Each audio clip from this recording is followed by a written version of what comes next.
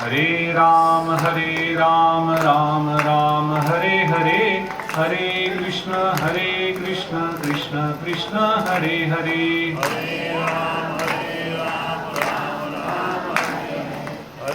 राम राम हरे हरे, हरे कृष्ण कृष्ण कृष्ण हरे हरे। हरे राम राम राम हरे हरे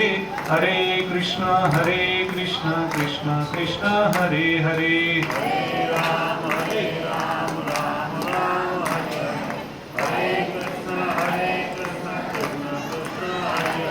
कुंडलिकावरदे हरिविठ्ठल श्री ज्ञानदेव तुकाराम माऊली ज्ञानेश्वर महाराज की जय। जगद्गुरु तुकाराम महाराज की जय।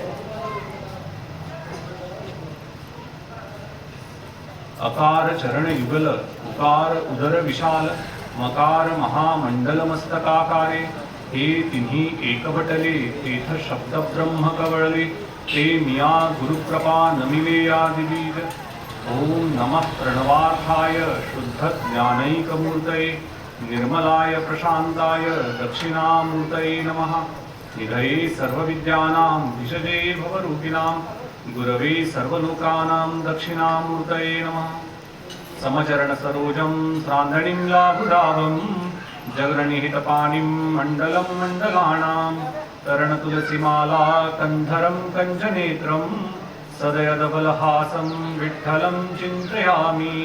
परमपुरुषशौरी पाण्डुरङ्गा मुरारी, कमलनयन कान्हा गोपिका चित्तहारी, प्रकटनिकटशोभा रुक्मिणी रम्यवाणी, सदयदबलहासं विठ्ठलं चिन्तयामि, विठ्ठलं चिन्तयामि। ओम नमो ज्ञानेश्वरा। अनादी कालापासून चालत आलेली भारतीय संस्कृती आणि या सनातन धर्माची एक अलौकिक परंपरा, असा एक अभूतपूर्व वारसा आपण सर्वजण घेऊन जन्माला आलेलो आहोत। ज्या संस्कृतीचा अभिमान आपल्या प्रत्येकाच्या अंतरंगामध्ये आहे, ती संस्कृती ही अनादी आहे, कारण की ही संस्कृती वेदांपासून चालत आलेली आहे।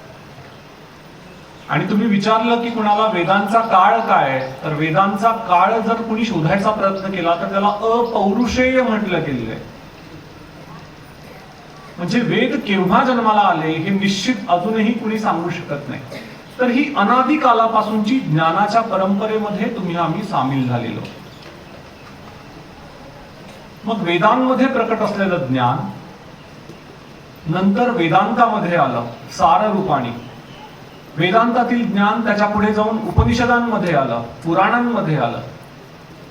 आणि ज्या वेळेला माणूस जास्त व्यस्त होत चालला, त्यावेळेला त्याची ज्ञानाकडे जाण्याची जिज्ञासा कमी होत चालली।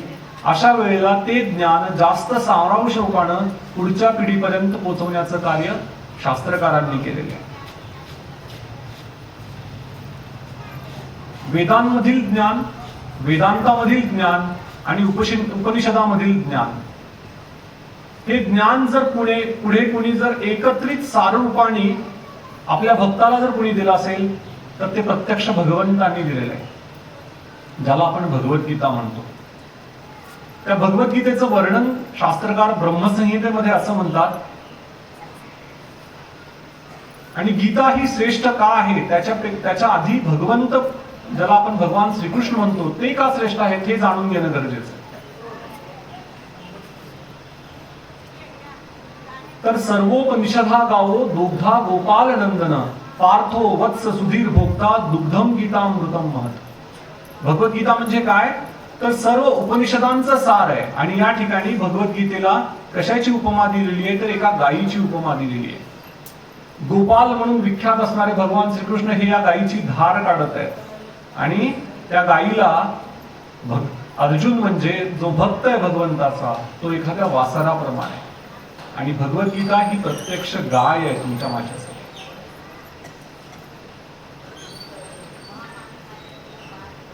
तर हे भगवद्गीतेतील ज्ञान भगवंतांनी आपल्या सर्वात प्रिय असणाऱ्या भक्ताला म्हणजे अर्जुनाला दिलेले आहे। आणि कुठं दिलंय हेही तितकंच महत्वाचं आहे. ते ज्ञान अशा कुठल्या तरी गावांमध्ये सप्ताहाच्या निमित्ताने किंवा एखाद्या मंदिरामध्ये दिलं गेलं का? नाही. ते ज्ञान दिलं गेलं कुरुक्षेत्राच्या युद्ध प्रसंगी. लक्षात ठेवा, ज्या वेळेला महाभारताचं युद्ध समोर उभं टाकलं होतं, एका ठिकाणी कौरवांची सेना, एका ठिकाणी पांडवांची सेना उभी होती एकमेकांच्या विरोधात युद्ध करण्यासाठी, अशा वेळेला भगवंतांनी भगवद्गीता ही अर्जुनाला सांगितली. मग याच वेळेला भगवद्गीता का सांगावीशी वाटली?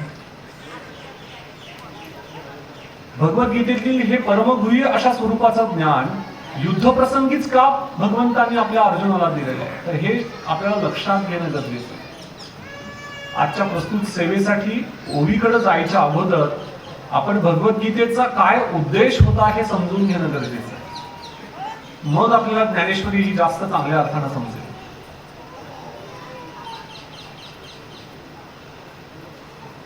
भगवद्गीता आणि त्याचा जन्म आपण पाहूया आणि मग पुढे जायचा प्रयत्न करूया. महाभारताचं युद्ध त्या ठिकाणी उभं राहिलं आणि सगळ्यांनी प्रयत्न करून हे युद्ध टाळण्यासाठी भरपूर प्रयत्न केले गेले, परंतु युद्ध काही टळलं नाही. आणि अभूतपूर्व अशा स्वरूपाचं युद्ध त्या ठिकाणी ज्या वेळेला उभं राहिलं, त्यावेळेला ज्या वेळेला आता शंखाचा निनाद झाला त्या दिवशी, आणि एकीकडे कौरवांची सेना आणि एकीकडे पांडवांची सेना उभी राहिली. भगवंतांनी युद्धाच्या आधीच ठरवलं होतं की त्यांची नारायणी सेना त्यांनी कौरवांना देऊन टाकली दुर्योधनाला, आणि स्वतः मात्र हातात शस्त्र न घेता अर्जुनाच्या रथाचं सारथ्य करण्याकरता भगवंतांनी निश्चित केलं. आता अर्जुनाच्या रथाचा सारथीच भगवंत होते म्हणल्यानंतर सारथ्याचं काम काय? जो आपला धनुर्धारी मागे रथामध्ये उभा आहे त्याचं ऐकणं हे सारथ्याचं काम असतं. अर्जुनाने भगवंतांना सांगितलं की हे भगवंता, मला कोणा विरुद्ध लढायचंय, त्यांना मला एकदा पाहायचंय. तर तू काय कर, तू माझा रथ दोन्ही सैन्यांच्या मध्ये येऊन उभा कर. भगवंतांनी अर्जुनाचा रथ अर्जुनाच्या म्हणण्याप्रमाणे कौरवांच्या आणि पांडवांच्या सेनेच्या मध्ये कुरुक्षेत्रावर उभा केला. अर्जुन पाहतोय आपल्या शत्रू पक्षाकडे आणि भगवंताला विचारतोय, मला पाहू दे की मला कुणा विरुद्ध युद्ध करायचंय, कुणाच्या विरुद्ध मला लढायचंय, कुणाचा पराभव मला करायचा, कुणाचा वध मला करायचा, मला पाहू दे एकदा. अर्जुनाने पाहिलं कौरव पक्षाकडे, आणि शत्रू पक्षाकडे ज्यावेळेला अर्जुन पाहायला लागला त्यावेळेला त्याला शत्रू दिसायलाच लागले नाही. त्याला कोण दिसायला लागले? त्याला भीष्माचार्य दिसले. ज्या भीष्माचार्यांनी त्या अर्जुनाला अंगा खांद्यावर लहानपणी खेळवलेलं होतं, ज्यांच्या मुळं अर्जुन हा धनुर्धर झाला होता, असे श्रेष्ठ असणारे भीष्माचार्य त्याला आता शत्रुपक्षामध्ये दिसायला लागले. ज्या गुरु द्रोणाचार्यांनी अर्जुनाला जगामध्ये सगळ्यात श्रेष्ठ धनुर्धर बनवलं, ते गुरु द्रोणाचार्य त्याला शत्रुपक्षामध्ये दिसायला लागले. ज्या कौरवांच्या सोबत म्हणजे ज्या बांधवांच्या सोबत, मग त्याच्यामध्ये दुर्योधन असो, दुःशासन असो, ज्यांच्या सोबत तो लहानाचा मोठा झाला, ज्यांच्या सभोवेत खेळून, असे त्याला आता आपल्या शत्रू पक्षामध्ये न दिसता त्याला सगळे आपलेच वाटू लागले. आणि अर्जुनाच्या मनामध्ये अशी शंका उत्पन्न व्हायला लागली की मी कोणाचा वध करायचा? ज्या भीष्माचार्यांनी, ज्या द्रोणाचार्यांनी मला जगदविख्यात धनुर्धर बनवलं, अशांच्याच अंगावर बाण चालवून त्यांचा वध करायचा, आणि त्यांच्या वधाच्या हाताने, रक्ताने माखलेल्या हाताने सिंहासन पाहिजे का मला? नाही. अर्जुन आता पांडित्याची भाषा करून भगवंताशी वाद घालायला लागला आणि म्हणायला लागला की मी आता युद्ध करणार नाही, मला युद्ध करायचं नाहीये. ज्या द्रोणाचार्यांनी, ज्या भीष्माचार्यांनी मला लहानाचं मोठं केलं, अशा गुरुजनांचा वध करून मी कसलं सिंहासन मला प्राप्त करायचं? मला या पापाचा भागीदारी व्हायचं नाहीये भगवंता, मी युद्ध करणार नाही म्हणाला. आणि जे गांडीव धनुष्य ज्या अर्जुनाच्या हातामध्ये जे होतं ना, त्या धनुष्याचं नाव गांडीव होतं. प्रत्यक्ष शंकराला युद्धामध्ये पराभूत केल्यानंतर प्रत्यक्ष शंकरांनी त्याला ते धनुष्य प्रदान केलेलं होतं. ते गांडीव धनुष्य अर्जुनाच्या हातातून गळून पडलं आणि अर्जुन रथातून खाली उडी मारतोय आणि भगवंताला सांगतोय की मी आता युद्ध करणार नाही. बघा प्रसंग कसा आहे. कौरव आणि पांडवांची सेना उभी आहे आणि त्याच्यामध्ये आता युद्ध चालू व्हायच्या अगोदरच पांडवांकडचा सर्वश्रेष्ठ धनुर्धर जर असा म्हणायला लागला की मी युद्ध करणार नाही, म्हणजे कौरवांनी युद्ध जिंकल्यातच जमा होतं. कारण की पांडवांमध्ये 90% शौर्य जर त्या महाभारताच्या युद्धांमध्ये जर कोणी गाजवलं असेल तर ते कोणी गाजवलं होतं? अर्जुनाने गाजवलं. आणि हा अर्जुन युद्धाच्या पहिल्यांदाच गलितगात्र होऊन मी युद्ध करणार नाही म्हणून युद्धाच्या खाली उडी मारतोय. अशा कर्तव्यापासून दूर चाललेल्या माणसाला परत कर्तव्याला प्रेरित करण्याकरता भगवंतांनी भगवद्गीता सांगितलेली. भगवद्गीता कशा करताय? जे लोक कर्तव्यापासून दूर चाललेत, जे लोक स्वधर्मापासून दूर चाललेत, ज्यांना योग्य काय आणि अयोग्य काय हे कळत नाहीये आणि त्यांना योग्य दिशा द्यावी म्हणून भगवद्गीता आहे. भगवद्गीता म्हणजे फक्त अर्जुना करताय का हो? नाही. भगवद्गीता ही फक्त अर्जुना करता नसून अर्जुनाच्या माध्यमातून भगवंतांनी तुमच्या माझ्या मनातील सर्व प्रश्नांची उत्तर भगवंतांनी भगवद्गीतेमध्ये अर्जुनाच्या माध्यमातून दिलेली. आज आपण कर्तव्यापासून दूर चालत नाही का? आपणही जातोय. बघा तुम्ही रोज सकाळी उठल्यापासून रात्री झोपेपर्यंत आपण काय करतोय याचा जर विचार केला तर आपल्याला सुद्धा हेच जाणवेल की आपण देखील कर्तव्यापासून दूर चाललोय, आपण देखील धर्मापासून दूर चाललोय. मग अशा वेळेला आपल्याला कशाची गरज आहे? जशी अर्जुनाला भगवंतांनी भगवद्गीता त्या ठिकाणी सांगितली तशी तुम्हा आम्हाला तीच भगवद्गीता तुमच्या माझ्या भाषेत समजण्याकरता माऊली तुमच्या आमच्या समोर ज्ञानेश्वरीच्या रूपाने उभी. संत ज्ञानेश्वरांना संत का म्हणतात तर याचं उत्तर त्यांच्या आरतीमध्ये आहे. लोपले ज्ञान जगी हित नेनती कोणी, अवतार पांडुरंग नाव ठेवले ज्ञानी. या जगामधून ज्ञानाचा लोप पावत चाललेला होता. अशा वेळेला प्रत्यक्ष परब्रह्म पांडुरंगाने अवतार घेतला आणि ज्ञानेश्वराच्या रूपाने तुम्हा आम्हाला ज्ञानाच्या माध्यमातून त्यांनी तुमचं माझं आयुष्य उजळून टाकले. आयुष्य उजळून टाकले. संतांचं वर्णन संतांनीच करावं. कैवल्याचा पुतळा प्रकटला भूतळा, चैतन्याचा जिव्हाळा ज्ञानोबामाचा. तुमच्या माझ्यामधून लोप पावत चाललेलं जे चैतन्य होतं ते पुनर्प्रस्थापित करण्याचं कार्य जर कोणी केलं असेल तर संत ज्ञानेश्वरांनी केले. याच संतांबद्दल सांगताना तुकाराम महाराज म्हणतात, काय सांगू आता संतांचे उपकार मज निरंतर जागवी. तुम्हा आम्हाला निरंतर जाग ठेवण्याचं कार्य जर कोणी करत असेल तर ते संत करतात. ते संत करतात. असा त्या ठिकाणी अर्जुन गलितगात्र होऊन आता युद्ध करत नाही म्हणून बाजूला पडलेला आहे. आणि त्या वेळेला त्याला युद्धाला प्रेरित करताना भगवंत स्वधर्म सांगताय. स्वधर्म आणि युद्धाला प्रेरित करताय.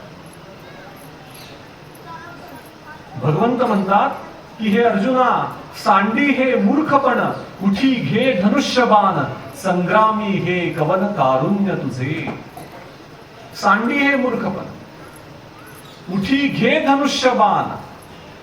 हे अर्जुना, हा जो मूर्खपणा तू तुझ्या डोक्यात घेऊन बसलास ना, मी युद्ध करणार नाही, ते सोडून दे. हा मूर्खपणा आहे.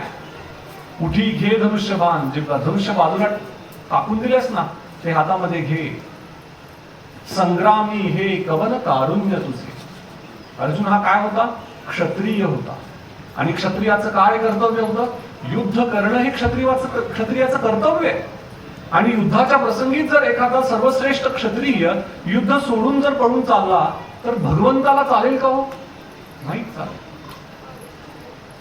आणि एक क्षणभर विचार करूया, महाभारताचं युद्ध टाळण्यासाठी भरपूर प्रयत्न झाले होते का नाही? पांडवांनी शेवटी काय म्हणलं की आम्हाला 5 गावं द्या फक्त, तेवढी बस आहेत आम्हाला. पण दुर्योधनाने काय म्हणलं होतं माहिती? सुईच्या टोकावर मावेल इतकी जागा सुद्धा तुम्हाला आम्ही देणार नाही. सुईच्या टोकावर मावेल इतकी जागा सुद्धा. आणि एवढंच नाही तर स्वतः भगवान कृष्णाने सुद्धा शिष्टाई करण्याचा प्रयत्न केला होता, की दुर्योधनाला त्याच्या वडिलांना धृतराष्ट्रांना सांगितलं की बाबा रे 5 गावं द्या, बस आहेत त्यांना तेवढे. पण नाही, अहंकारच इतका श्रेष्ठ होता दुर्योधनाचा की त्यांनी सुईच्या टोकावर इतकी जागा मिळणार नाही म्हटल्यानंतर मग युद्ध हे उभं राहिलेलं आहे. म्हणजे युद्ध हे पर्याय नाही म्हणून समोर उभं राहिलेलं आहे.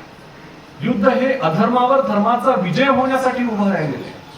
युद्ध हे कर्तव्यापासून दूर गेलेल्या माणसाला परत कर्तव्यासाठी प्रेरित करण्यासाठी उभं राहिले.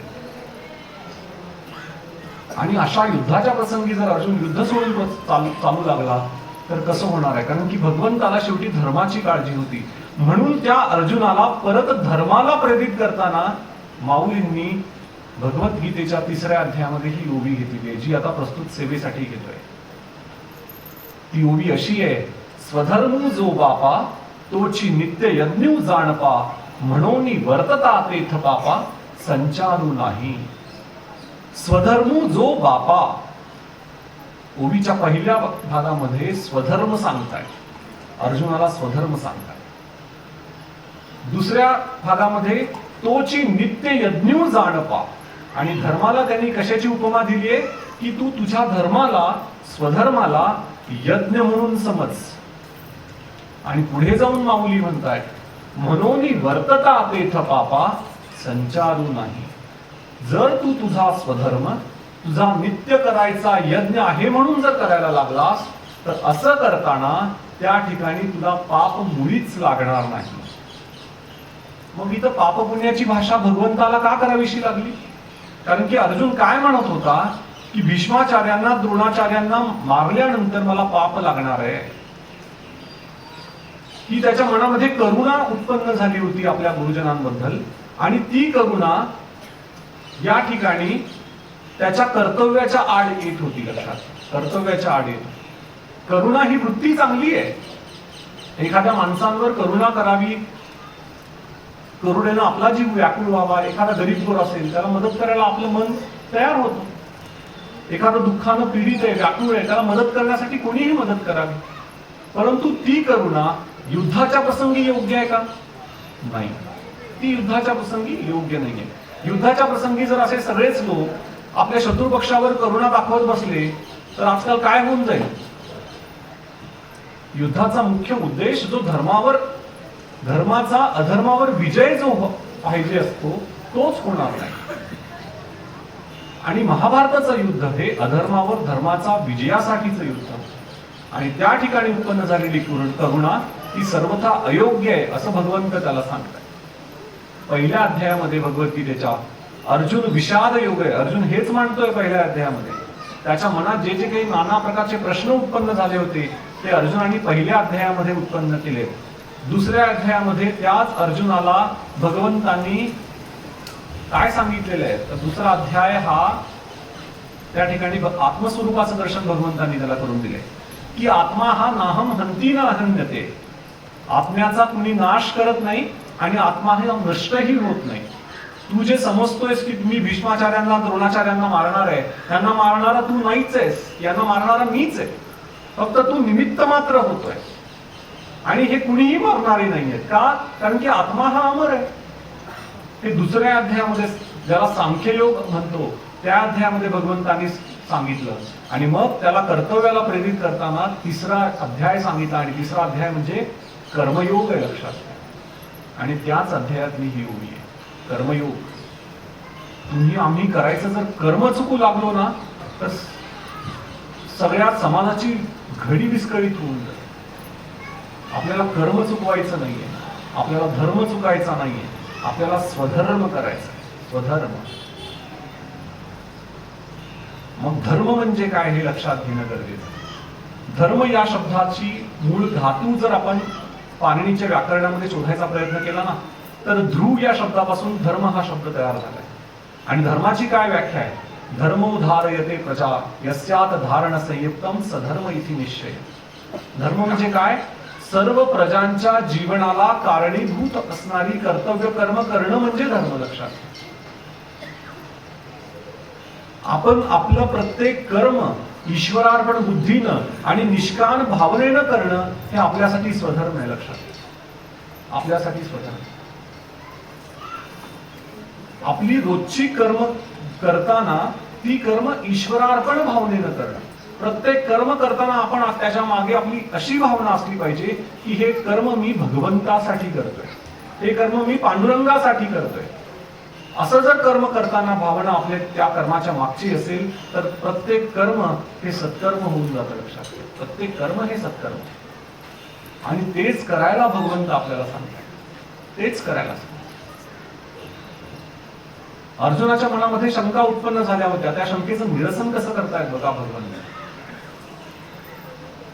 अर्जुन म्हणाला मी युद्ध करून पळून जाणार, युद्ध सोडून जाणार आहे, आता मी युद्ध करणार नाही. भगवंत त्याला काय म्हणतायत बघा, अर्जुना तुला काय वाटतं, तू जर युद्ध सोडून धनुष्य या ठिकाणी बाण सोडून तू निघून चाललास, तू निघून जाताना तुझ्यावर हे कौरव शांत बसतील असं तुला वाटतं का? नाही. बसले असते का ते? नाही. तेच हेच कौरव तुझ्या हातामध्ये ज्या वेळेला शस्त्र नसणार आहे ना, त्यावेळेला हेच कौरव तुला चारही बाजूंनी वेढतील आणि तुझ्यावर बाणांचा वर्षाव करतील आणि तुला मारून टाकतील. खरं होतं का नाही? खरंच होत आहे. आणि जर त्या बाणांच्या वर्षावातून वाचून तरी जर तू जिवंत होऊन घरी परत गेलास तरी तू आतापर्यंत मिळवलेली जी जगात विख्यात धनुधर म्हणून जी कीर्ती आहे तू क्षणात गमवून बसशील. लोक म्हणतील अर्जुन आम्हाला घाबरून पळाला,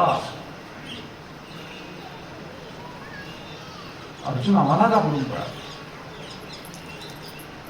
लोक कीर्ती मिळवण्यासाठी आयुष्य त्या ठिकाणी घालावं लागतं आणि तू आयुष्यात मिळवलेली कीर्ती एका क्षणामध्ये धुळीला मिळवून टाकणार. एका क्षणामध्ये तुझ्या या मूर्खपणामुळे, तुझ्या या नाही त्या वेळेला करुणेनं कवटाळून बसायची जी सवय तुला आता लागतीये ना, त्यामुळे तू क्षणामध्ये आतापर्यंत जे मिळवलंयस ते तू सोडून देणार.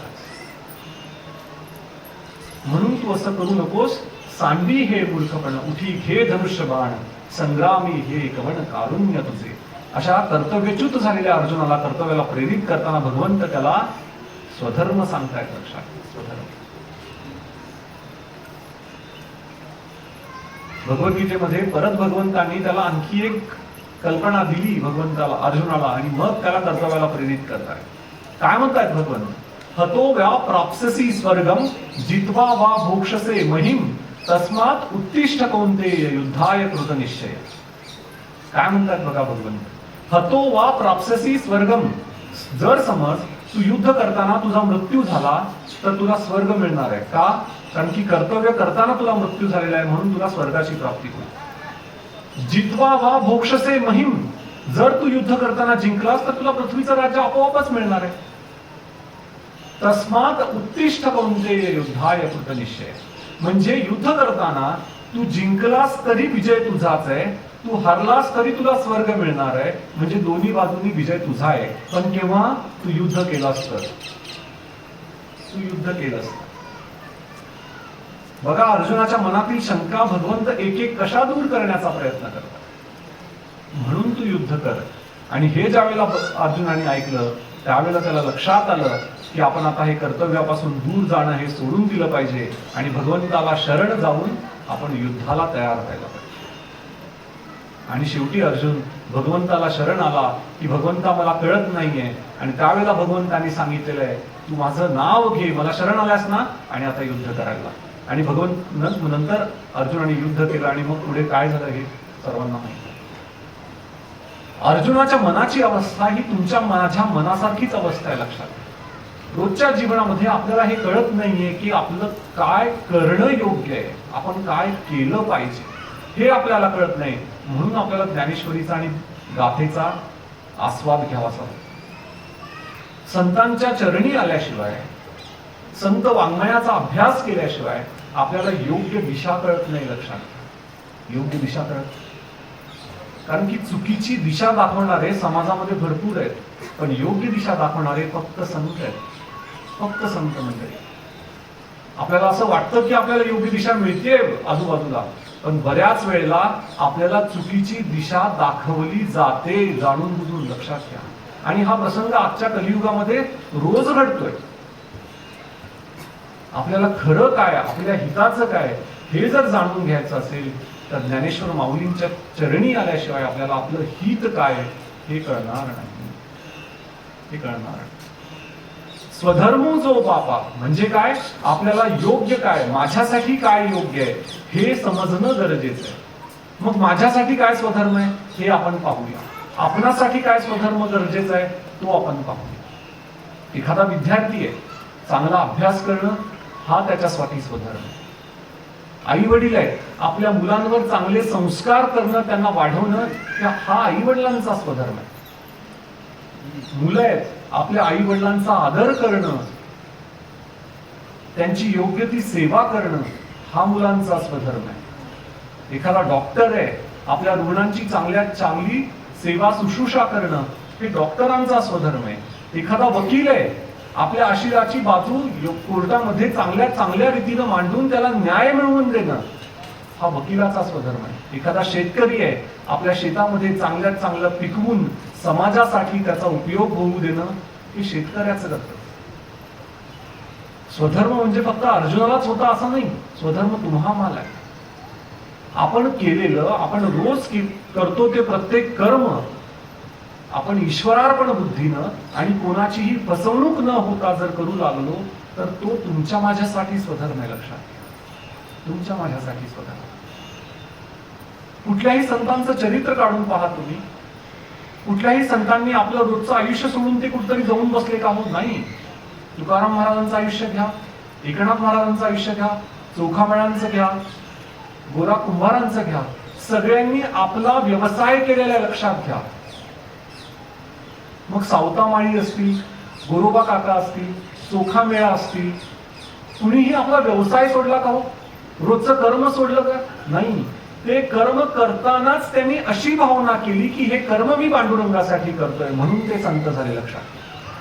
आपण आपलं प्रत्येक कर्म ज्या वेळेला ईश्वरार्पण बुद्धीनं करतो, मी हे ईश्वरासाठी करतोय म्हणून ज्या वेळेला करतो त्यावेळेला ते कर्म न बनता ते सत्कर्म होतं, तो स्वधर्म होतो आणि आपला उद्धार होऊन जातो. सर्व संत ही सामान्य मंडळीच होती, पण त्यांनी प्रत्येक कर्म करताना ती ईश्वरार्पण बुद्धीनं केलं म्हणून ते सामान्य माणसाचे संत झाले. लक्षात. सामान्य माणसांमधून संत तयार. आपल्यालाही तेच करायचंय. प्रत्येक कर्म आपल्याला ईश्वरासाठी करायचं आहे. प्रत्येक कर्म आपण जर ईश्वरार्पण बुद्धीनं करू लागलो तर तो आपल्यासाठी स्वधर्म होऊन जातो आणि त्या स्वधर्मातून आपला उद्धार होतो. लक्षात. आपल्या भारतीय परंपरेमध्ये आपण कुठलीही पूजा संपन्न केल्यानंतर काय म्हणतो? करचरण कृतं वा कायजं कर्मजं वा श्रवणनयनजं वा मानसं वापराधं विहितं वा सर्वमेतत् क्षमस्व जय जय करुणाब्धे श्री महादेव शंभो. करचरण कृतं वा कायजं कर्मजं वा श्रवणनयनजं वा मानसं वापराधं. मी काया वाचा मनाने जे काही करेन मी तुला अर्पण करेन भगवंता, मी तुला अर्पण करेन. आणि ज्या वेळेला या समर्पणाच्या भावनेतून आपण कर्म करतो ना तर ते कर्म दिव्य होऊन जातं. हो, दिव्य होऊन जातं. परत एक प्रार्थना म्हणतो, कायेन वाचा मनसेंद्रियेन वा बुद्ध्यात्मना प्रकृती स्वभावात करोनी यत यत शेवटी नारायणानी समर्पया. काया वाचा मनाने जे काही करेन मी ते सर्व परमेश्वराला अर्पण करेन. असं ज्या वेळेला आपण कर्म करायला लागतो तो आपल्यासाठी स्वधर्म होऊन जातो. लक्षात. तो आपल्यासाठी स्वधर्म होतो आणि हे करणं गरजेचं आहे. आपलं प्रत्येक कर्म हे भगवंताच्या सेवेसाठी करणं गरजेचं आहे. कुठलीही चुकीची दुसऱ्याला फसवणूक न होऊ देता जर आपण कर्म करू लागलो तर ते कर्म ईश्वरार्पण बुद्धीनं करतो. माऊली ज्ञानेश्वरीमध्ये 3ऱ्या अध्यायामध्ये पुढे जाऊन सांगतायत का स्वधर्मे राहटता सकल काम पूर्तता सहजे होय. काय म्हणतायत माऊली की स्वधर्माच्या मार्गावर जर आपण अनुकरण करू लागलो तर आपल्या मनात जे काही आपल्याला पाहिजे असते ना तो भगवंत भरभरून देतो. भरभरून. आपल्याला त्याला मागायची सुद्धा गरज पडत नाही.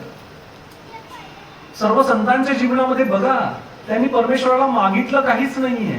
त्यांनी प्रत्येक कर्म ईश्वरार्पण बुद्धीनं केलं आणि भगवंतांना भरभरून दिले.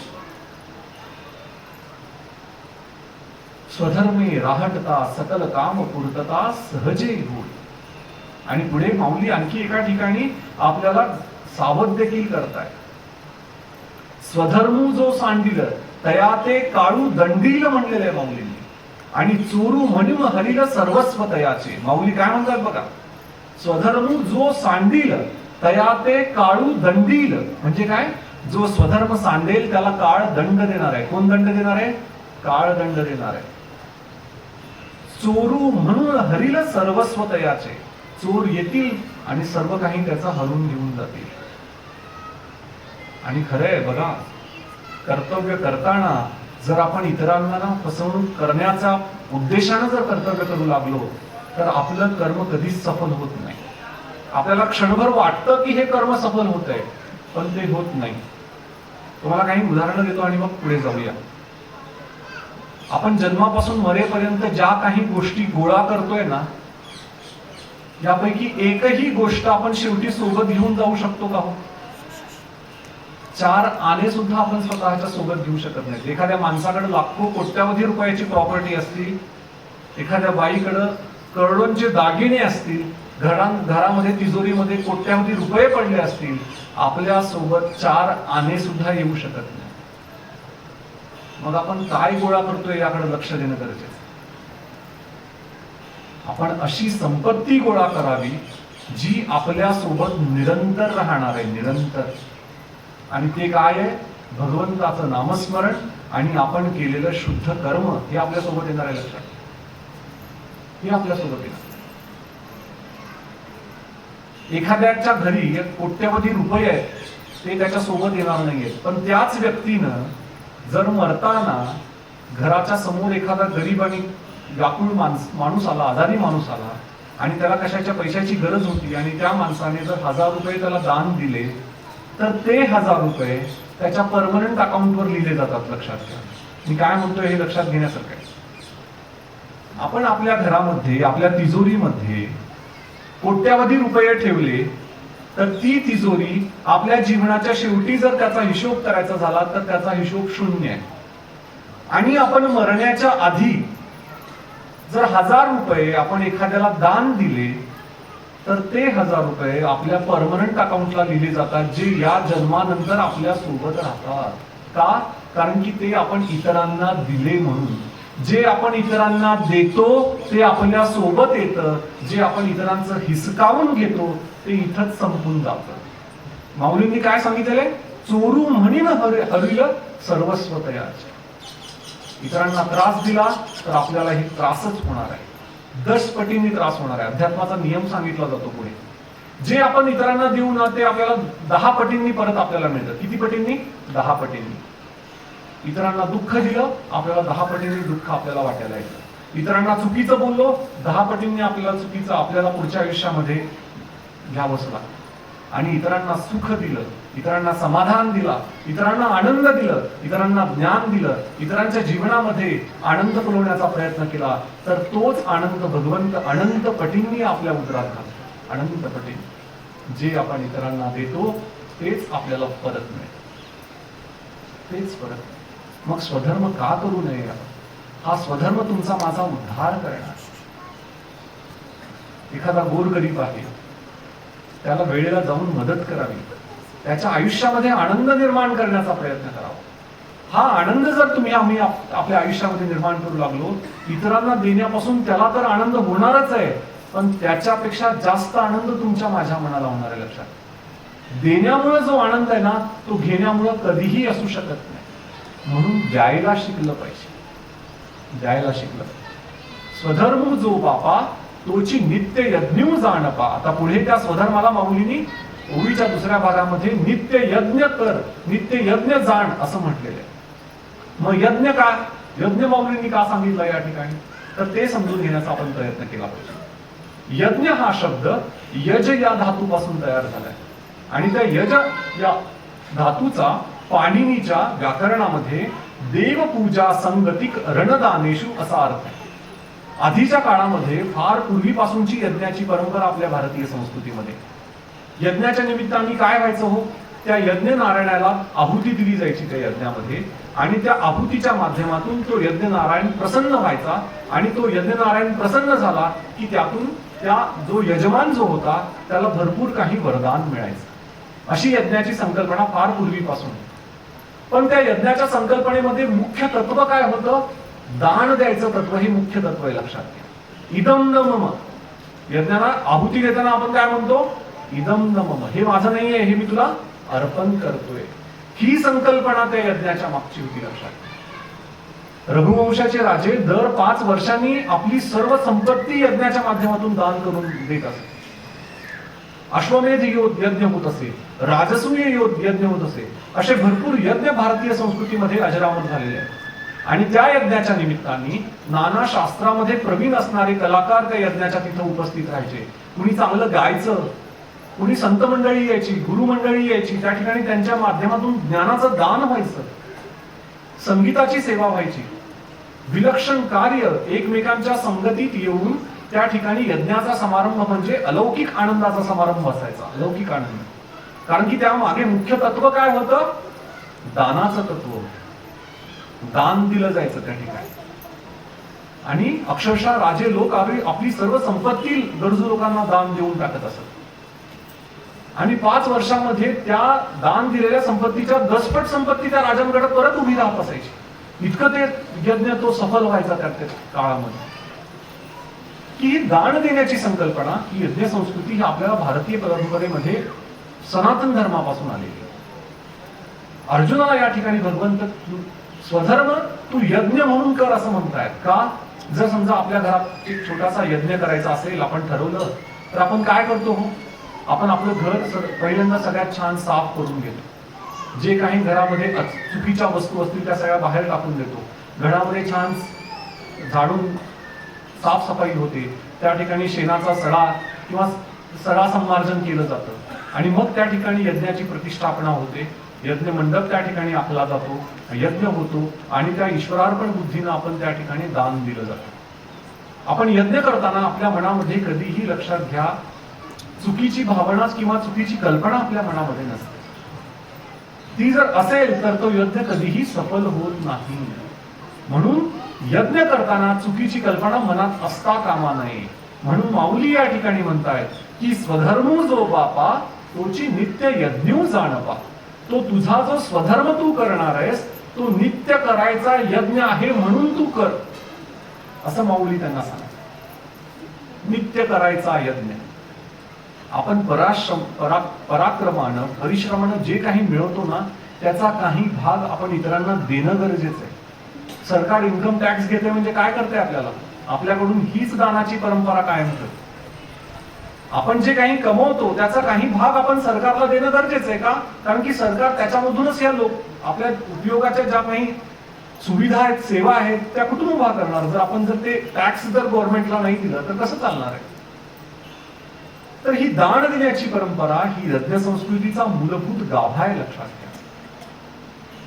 आपण मंत्र पुष्पांजली म्हणतो, ओम यज्ञेन यज्ञमैजंत देवा तानि धर्मानि प्रथमानि आसन. काय याच्यामध्ये? ही सर्व यज्ञाचीच परंपरा सांगितलेली.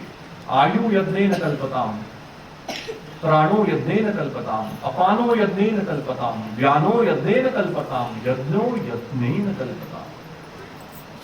आपण आपलं जीवनच यज्ञमय करायचं आहे. आपल्या जीवनामध्ये जी काही सेवा, जी काही शक्ती आपल्याला मिळालेली आहे, जे काही ज्ञान आपल्याला मिळालेलं आहे, जे काही समृद्धी आपल्याला मिळालेली आहे, त्याचा समाजासाठी यज्ञ करायचा आहे आपल्याला, लक्षात घ्या. समाजासाठी. आणि असं जर करू लागलो तर समाज हा एक सुदृढ अशा स्वरूपाचा संस्कारित समाज त्या ठिकाणी उभं करायचं आहे. आणि हे माऊलींचं परमकर्तव्य आहे. माऊलींनी पसायदाना म्हटलेलं काय?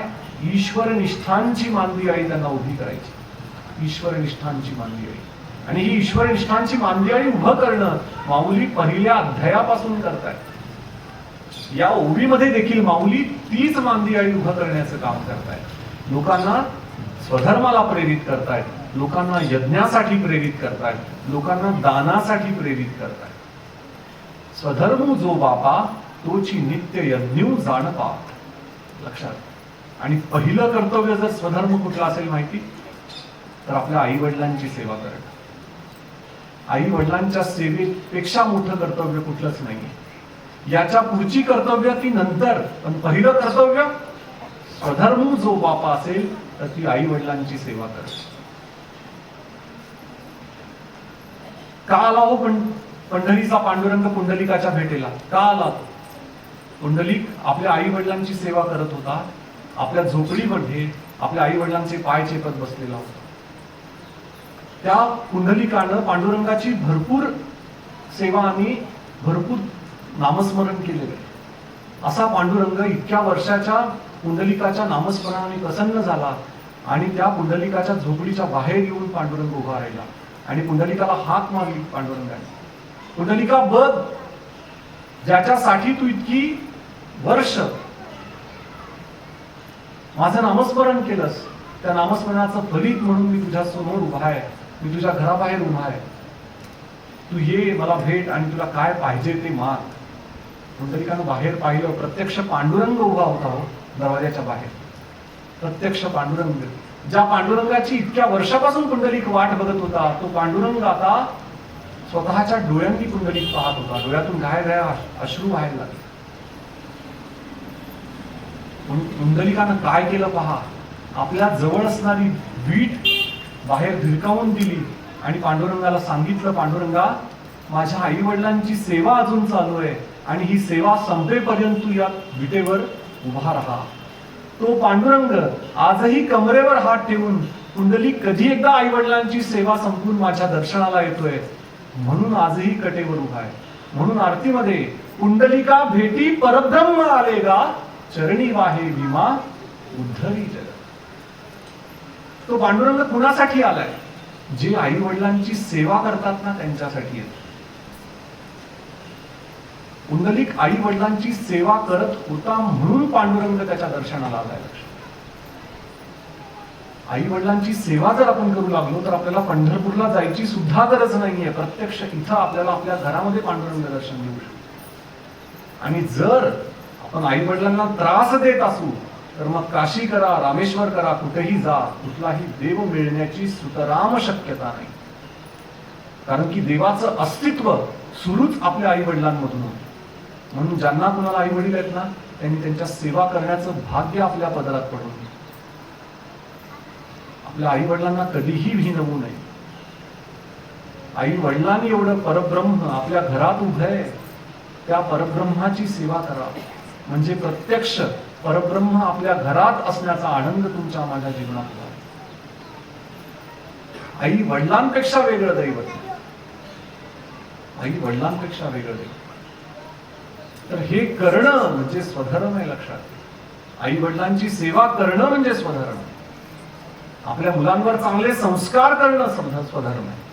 आपल्या आई वडिलांची सेवा करणं स्वधर्म आहे. तर हे करणं तुम्हाला आम्हाला स्वधर्म म्हणून माऊली सांगताय आणि ते करायचं आहे आपल्याला. कारण की त्याच्याशिवाय मोठी सेवा नाही. त्याच्याशिवाय मोठी सेवा. स्वधर्म जो बापा तोची नित्य यज्ञ जाणपा. आणि असा धर्म आपल्याला यज्ञ म्हणून करायचा आहे. असं जर आपण यज्ञ म्हणून करू लागलो तर तिथं माऊली पुढे जाऊन काय म्हणताय, म्हणून वर्तता तेथ पापा संचारू नाही. असं जर तू करत असशील त्या ठिकाणी पापाचा शिरकाव होत नाही. मग पाप त्या ठिकाणी असूच शकत नाही, निर्माणच होऊ शकत नाही. तुकाराम महाराजांनी पाप पुण्याची व्याख्याच सोपी करून टाकली आहे. काय? पुण्य परोपकार पाप ते परपीडा. तुकाराम महाराज इतकी सोपी आणि सरळ व्याख्या सांगतात. इतरांवर उपकार करणं म्हणजे पुण्य, इतरांना त्रास देणं म्हणजे पाप. इतकी साधी सरळ आणि सोपी व्याख्या. मग आपण स्वतःला विचारावं की मी आज दिवसभर किती पुण्य केलं आणि किती पाप केलं. इतरांना त्रास देणं म्हणजे पाप, इतरांवर उपकार करणं, इतरांसाठी इतरांच्या जीवनात आनंद निर्माण करण्यासाठी प्रयत्न करणं म्हणजे पुण्य. पाप पुण्य परोपकार पापते परपीडा. इतरांना त्रास न देता, इतरांचा फसवणूक न होऊ देता आपण जर आपलं कर्तव्य कर्म करू लागलो तर आपल्यासाठी तो स्वधर्म आहे आणि त्या स्वधर्मातून आपला उद्धार होणार. त्या स्वधर्मातून आपला उद्धार. दादरला रेल्वे स्टेशन आहे, भरपूर लोक दादरला जाऊन येतात. त्या रेल्वे स्टेशनवर शेकडो हजारो लोक जात असतात आणि त्या ठिकाणी एक भिकारी बसलेला होता. अंगावर फाटके एकदम कपडे होते, अंगावर कपडे सुद्धा नीट नव्हते. आणि आजकाल कसं आहे, लोकांना भीक द्यायचा सुद्धा वेळ राहिलेला नाही. इतके स्वतःच्या आयुष्यामध्ये लोक व्यस्त होऊन गेले. सामाजिक भान नावाची काही गोष्ट अस्तित्वात असते हे आजकाल लोकांना समजावून सांगावंसं लागतं. माणूस म्हणून आपण फार खालच्या पातळीकडे प्रवास करतोय, फार खालच्या पातळीकडे. तर तो भिकारी, अंगावर कपडे सुद्धा नव्हते, भीक मागत बसला होता बिचारा. हजारो लोक त्या फुटपाथ वरून जात होते, एकाच लक्ष त्या भिकाऱ्याकडे जात नव्हतं. एक मात्र माणूस त्या भिकाऱ्याच्या समोरून जाता जाता त्यांनी पाहिलं त्या भिकाऱ्याकडे, त्याचं लक्ष गेलं आणि सहज भिकाऱ्याकडे लक्ष गेल्या त्याचा स्वतःचा हात स्वतःच्या खिशामध्ये गेला. पाहिलं त्या भिकाऱ्याला देण्याकरता काही आहे का ह्याच्यात, पण त्याच्याकडे सुद्धा 5 पैसे सुद्धा त्याच्या खिशामध्ये नव्हते. पण त्यांनी काय केलं बाबा, तो त्या भिकाऱ्याच्या जवळ जाऊन बसला. त्या भिकाऱ्याचा हात त्यांनी आपल्या हातामध्ये घेतला आणि तो भिकाऱ्याला म्हणू लागला की बाबा रे, आज मला तुला द्यायला माझ्याजवळ काही पण नाहीये, पण ज्या दिवशी माझ्याकडे असेल ना तुला काही देण्यासाठी, मी अवश्य तुला येऊन देईन रे. पण आज मला माफ कर, मला तुला देण्यासाठी माझ्याकडे काही नाही. त्या भिकाऱ्याच्या डोळ्यातून पाणी येऊ लागलं. तो घाय रडायला लागला आणि तो त्या माणसाला म्हणायला लागला की बाबा रे, रोज अंगावर 4 आठाणे 8 आठाणे अंगावर फेकून जाणारे हजारो पाहिले रे, पण तुझ्या एवढा माझा हात हातात घेऊन प्रेमाने विचारपूस करणारा मला आतापर्यंत आयुष्यात नाही भेटला. जग हे प्रेमाचं भुकेल आहे, लक्षात घ्या. प्रेमाचं आम्ही बघा कशासाठी धडपडतोय, प्रेमासाठी धडपडतोय. शुद्ध प्रेम पाहिजे आणि हे शुद्ध प्रेम आपल्याला एकमेकांना दिल्याशिवाय मिळणार नाहीये, लक्षात. आपल्याला जर प्रेमाची अपेक्षा आहे ना, आधी इतरांना द्यायला शिकलं पाहिजे, मग ते प्रेम आपल्या वाट्याला येणार. मग ते प्रेम आपल्या वाट्याला, त्याच्याशिवाय गत्यंतर नाही. आपले डोळे उघडे ठेवायला शिकले पाहिजे, कान उघडे ठेवायला पाहिजे. म्हणजे आपल्याला लक्षात येणार आहे की समाजामध्ये कुणाला किती नितांत आवश्यकता आहे कित्येक वस्तूंची, गोष्टींची, जी आपण देऊ शकतो. एखाद्याचा आवाज चांगला आहे, खूप चांगला आवाज आहे, त्याला परमेश्वराने भरपूर चांगली देणगी दिली आहे. तर एखाद्या बंद खोलीमध्ये स्वतःचं गाणं गायला लागला तर काय उपयोग आहे का त्या गाण्याचा? नाही. त्यांनी बाहेर आलं पाहिजे, त्यांनी चांगलं गायलं पाहिजे, त्यांनी भजनं म्हणली पाहिजे, त्यांनी लोकांना त्याच्या आवाजाने तृप्त केलं पाहिजे, मग त्याच्या गायकीचा काहीतरी उपयोग. एखादा धनाढ्य माणूस आहे, त्याच्या घरामध्ये जर तिजोरीमध्ये पैसा पडू नये, उपयोग आहे का त्याचा? नाही. त्या पैशाचा उपयोग समाजासाठी झाला पाहिजे. एखाद्याकडे चांगलं ज्ञान आहे, जर तो ज्ञान स्वतःच्या उद्धारासाठी वापरू लागला, उपयोग आहे का त्याचा? नाही. ते ज्ञान त्यांनी समाजाला दिलं पाहिजे. जे जे आपणासी ठावे ते ते इतरांशी सांगावे, शहाणे करून सोडावे अवघे. समर्थ रामदास सांगतात,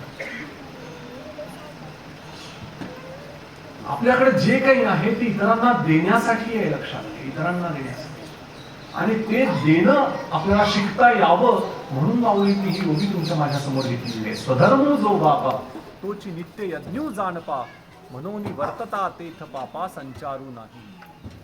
आपल्याला जे काही कर्तव्य कर्म करायचंय ते स्वधर्म म्हणून करायचंय, आणि ज्या वेळेला आपण कर्तव्य कर्म स्वधर्म म्हणून करायला लागतो त्यावेळेला आपल्याला प्रत्येक स्वधर्मातनं आपला उद्धार होत जातो. तर कर्तव्य कर्म करताना आपल्याला फक्त एक काळजी घ्यायची आहे की माझं कर्तव्य करताना माझ्याकडून कुणाचीही फसवणूक होता कामा नये.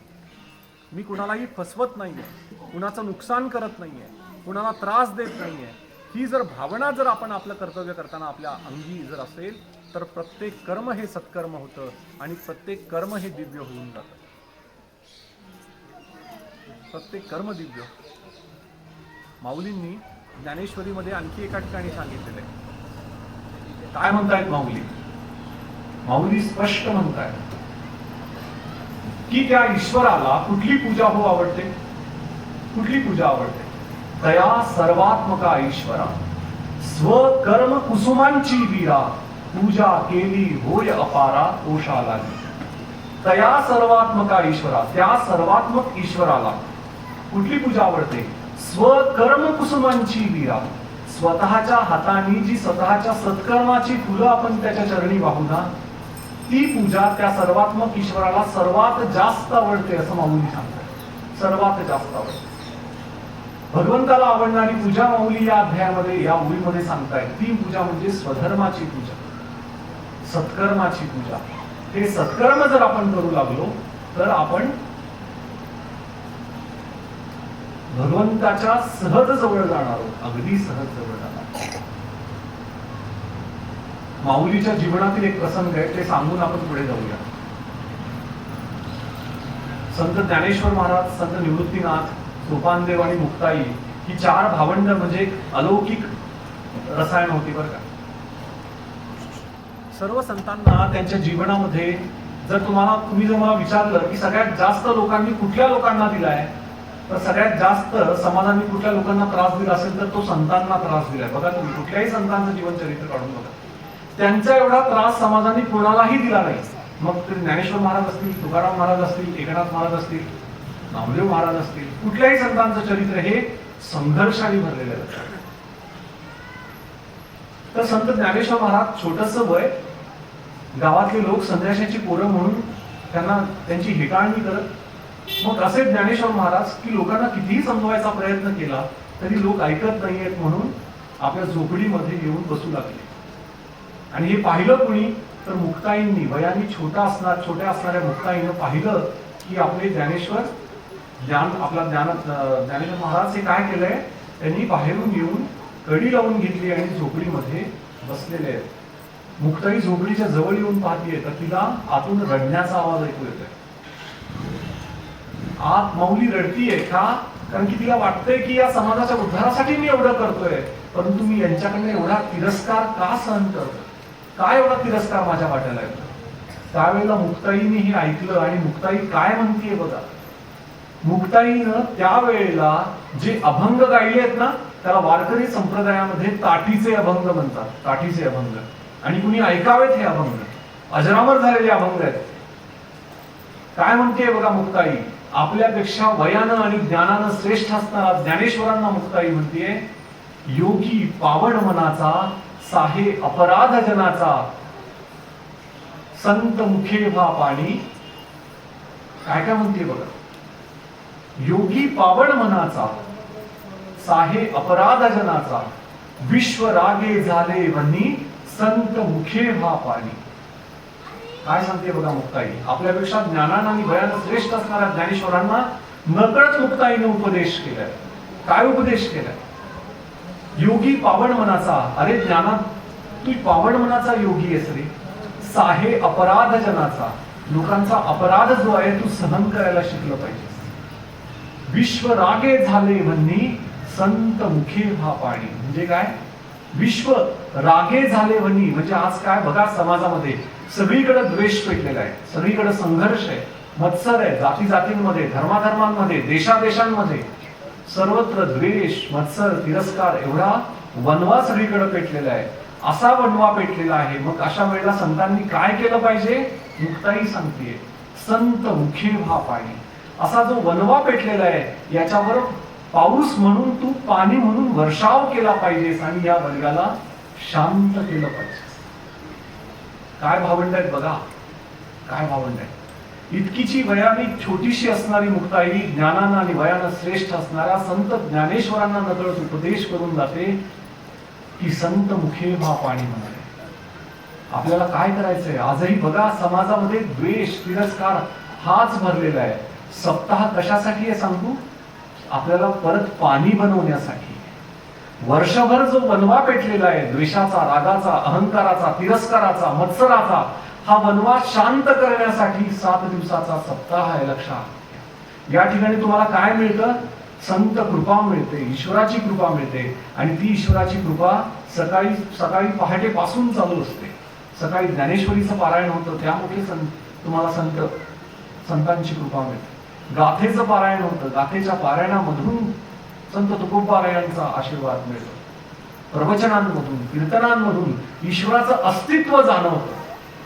आणि जे जाणवलेलं अस्तित्व आहे, जे ग्रहण केलेलं ज्ञान आहे, ते तुमच्या माझ्या जीवनामध्ये वर्षभर पुरतं.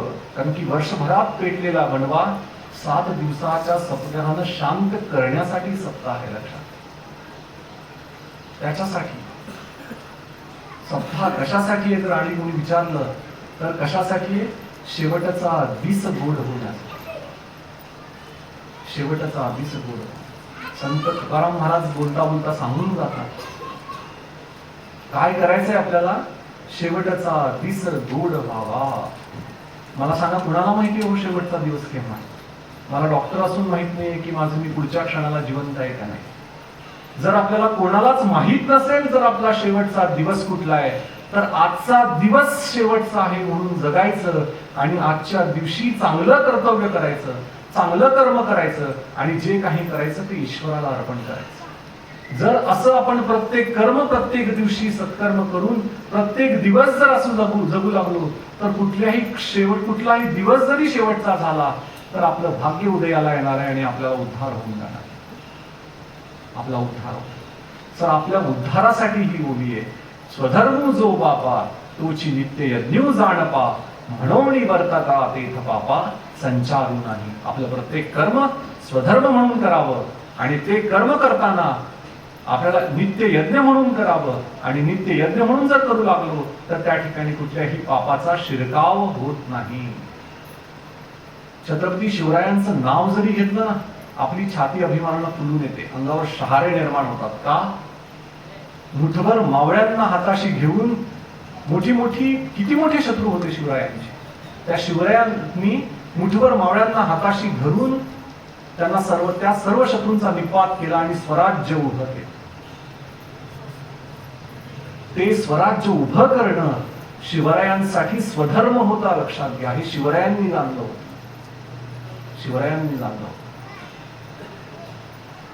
म्हणून शिवाजी महाराज हे नाव जरी नुसतं कोणी उच्चारलं तर अभिमानानं छाती फुलून येते. कारण की छत्रपती शिवरायांनी स्वराज्य हा त्यांचा स्वधर्म मानला, म्हणून शिवराय इतके श्रेष्ठ झाले. तुम्हा आम्हाला आपलं कर्तव्य कर्म स्वधर्म म्हणून करायचंय आणि हे जर आपण करू लागलो तर खऱ्या अर्थानं आपण स्वधर्माचे पायी होणार आहोत. असं जर आपण प्रत्येक कर्तव्य कर्म स्वधर्म जो बापा तोची नित्य यज्ञ जाणपा, म्हणून वर्तता तेथ पापा संचारू नाही म्हणून जर करू लागलो तर काय होणार आहे? तर शेवटी शंकराचार्य म्हणतात, अहम निर्विकल्पो निराकार रूपो विभुर्व्याप्य सर्वेत्र सर्वेंद्रियानां सदा मे समस्त्वं न मुक्तिर्न बंधः चिदानंद रूप शिवोहम शिवोहम चिदानंद रूप शिवोहम शिवोहम. सर्वांना सच्चित आनंद रूपी जर त्या परमतत्वाची प्राप्ती करून घ्यायची असेल तर स्वधर्माशिवाय दुसरा मार्ग नाहीये. प्रत्येक दिवस शेवटचा दिवस आहे म्हणून समजणं आणि प्रत्येक दिवशी स्वधर्म करणं आणि तो स्वधर्म ईश्वरार्पण बुद्धीनं पांडुरंगाच्या चरणी अर्पण करणं म्हणजे आपल्या उद्धाराचा हा राजमार्ग माऊलीने या ओवीतून तुमच्या माझ्यासमोर ठेवलाय. या ओवीच्या निरूपणामध्ये माझ्याकडून एखादा शब्द चुकीचा झाला असेल भाविक हो तर लेकराचे अपराध म्हणून क्षमा करा. आणि जर काही मी चांगलं बोललो असेल तर परमपूज्य दासराव इनामदार गुरुजींची कृपा आणि संत ज्ञानेश्वर माऊलींचा वरदहस्त म्हणून आपल्या जीवनामध्ये ग्रहण करा आणि या क्षणापासून आपल्या जीवनाचा कायापालट करण्याचा नम्र प्रयत्न करा. हीच प्रार्थना या ठिकाणी मारुतीरायाच्या चरणी करतो आणि माझ्या सेवेला पूर्णविराम देतो. कुंडलिका वरदे हरी विठ्ठल श्री ज्ञानदेव तुकाराम माऊली ज्ञानेश्वर महाराज की जय. जगद्गुरु तुकाराम महाराज की जय. विठ्ठल विठ्ठल विठ्ठल विठ्ठल विठ्ठल विठ्ठल विठ्ठल विठ्ठल. सर्वांना एक नम्र विनंती आहे की मी फक्त प्रवचन सेवा देत नाही तर मी एक डॉक्टर आहे आणि मला ताबडतोब निघणं गरजेचं आहे. तर मला लगेच उमरग्याला निघावं लागणार आहे. या ठिकाणी ग्रंथ आहे आणि व्यासपीठ आहे. ग्रंथ ही आपल्यासाठी फक्त ग्रंथ समजू नका ज्ञानेश्वरींना, कारण की ज्ञानेश्वरीचा ज्यांनी अभ्यास केलाय ना मनापासून त्यांना प्रत्यक्ष ज्ञानेश्वर महाराजांचा अनुभव ज्ञानेश्वरी मधून आलेला आहे. तर या ठिकाणी ग्रंथ ठेवलाय, ग्रंथाचं दर्शन घ्यावं आणि आपलं जीवनाचं सोनं करून घ्यावं, हीच सर्वांच्या चरणी विनंती.